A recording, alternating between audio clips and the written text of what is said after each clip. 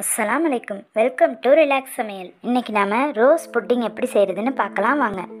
50 gram கடப்பாசியை எடுத்து ஒரு 10 நிமிஷம் ஊற வச்சுருக்கேன்.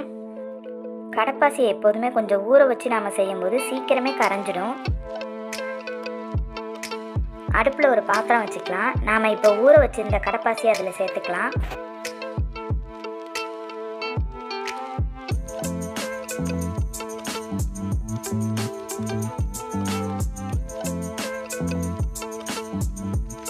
நாம் ஊற வைக்கும் போது கொஞ்சமாக தண்ணி சேர்த்து தான் ஊற வச்சுருக்கோம். அதனால் கொஞ்சமாக தண்ணி சேர்த்துக்கலாம். இதில் நான் ஒரு கிளாஸ் அளவு தண்ணி சேர்த்துருக்கேன். அடுப்பை நல்லா ஹை ஃப்ளேமில் வச்சு இதை நல்லா கொதிக்க வச்சுக்கணும். நாம் சேர்த்துருக்க கடப்பாசி திப்பி திப்பியாக இல்லாமல் நல்லா கரைஞ்சிடணும்.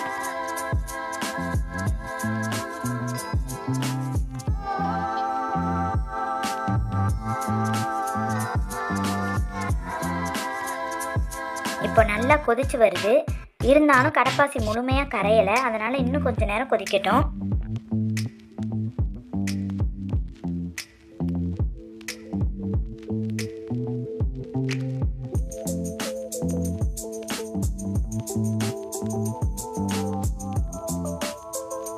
இந்த ஸ்டேஜில் ஒரு சின்ன கப்பால் 1 கப் நான் சீனி சேர்த்துக்கிறேன். கடைசியாக செக் பண்ணி பார்த்துட்டு பத்தலைன்னா இன்னும் கொஞ்சம் சீனி கூட நம்ம சேர்த்துக்கலாம். நாம் சேர்த்துருக்க சீனியும் நல்லா கொதித்து கரையணும்.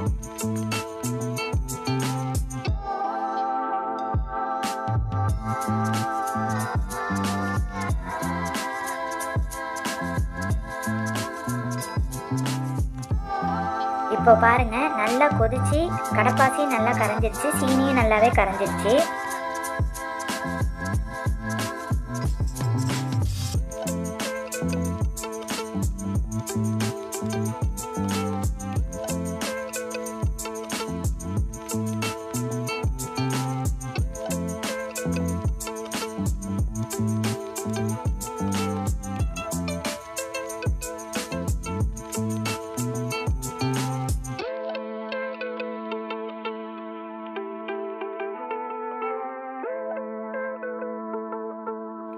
இப்போ நாம் அடுப்பை ஆஃப் பண்ணிவிட்டு இதை வேற ஒரு பாத்திரத்துக்கு மாற்றிக்கலாம்.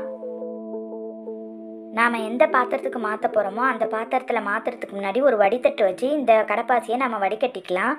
சீனியில் ஏதாவது தூசி இருந்தாலோ அதெல்லாம் இதில் வடித்தட்டில் வந்துடும். அதனால தான் இதை நம்ம வடிகட்டிக்கிறோம்.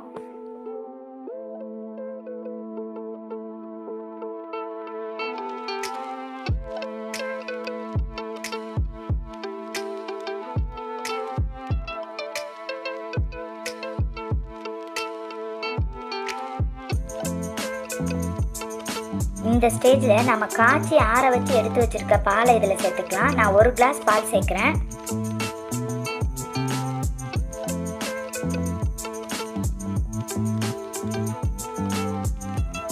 இப்போது நாம் ரோஸ் சிரப் சேர்த்துக்கலாம். இந்த ரோஸ் சிரப்பில் ரோஸ் பெட்டல்ஸ் கூட வரும். ரொம்பவே டேஸ்ட்டாக இருக்கும்.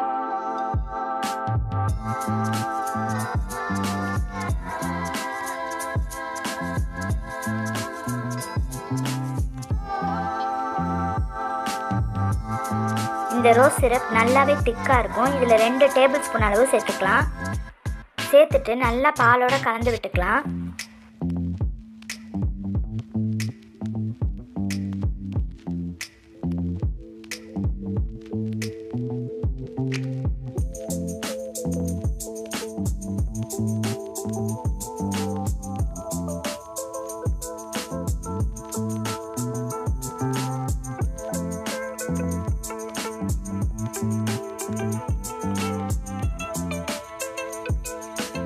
இப்போ ரெடியாக இருக்குது. இப்போ புட்டிங்கை நம்ம எந்த பாத்திரத்தில் செட் செய்ய போகிறோமோ அந்த பாத்திரத்துக்கு நம்ம மாற்றிக்கலாம்.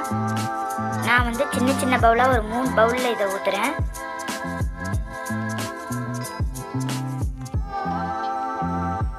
ஊற்றிட்டு மேலே இருக்கிற நுரையெல்லாம் நம்ம ஒரு ஸ்பூன் வச்சு எடுத்துடலாம். அது பார்க்குறதுக்கு நல்லா இருக்காது. அதனால தான் புட்டிங் செட் ஆன பிறகு திட்டு அசிங்கமாக தெரியும்.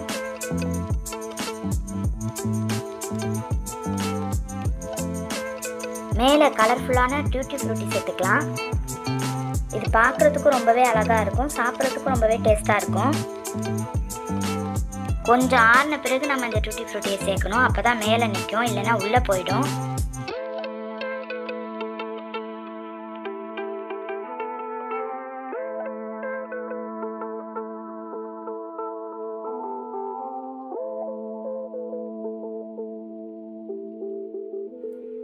இதை போல் பிஸ்கெட் வச்சுருந்த கவரில் கூட நான் ஃபஸ்ட்டு டூட்டி ஃப்ரூட்டியை சேர்த்துட்டு அதுக்கப்புறம் மீதி இருக்கிற ரோஸ் சிரப்பை நான் ஊற்றிக்கிறேன்.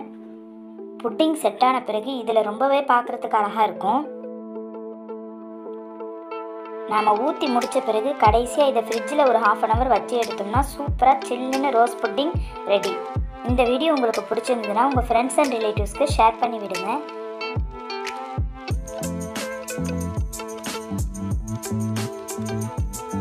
ஃப்ரிட்ஜில் ஒரு 1/2 hour வச்சு எடுத்த பிறகு இப்படி தான் சூப்பராக செட் ஆகிருக்கும். பாருங்கள், உங்களுக்கு கட் பண்ணி காட்டுறேன். எவ்வளோ சாஃப்டாக இருக்குன்னு பாருங்கள். வாயில் வச்சதுமே கரைஞ்சிடும்.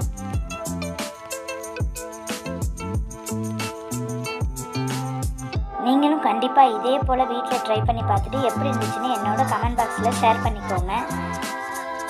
இதே போல் வேறொரு வீடியோவில் உங்களை நான் சந்திக்கிறேன். தேங்க்யூ.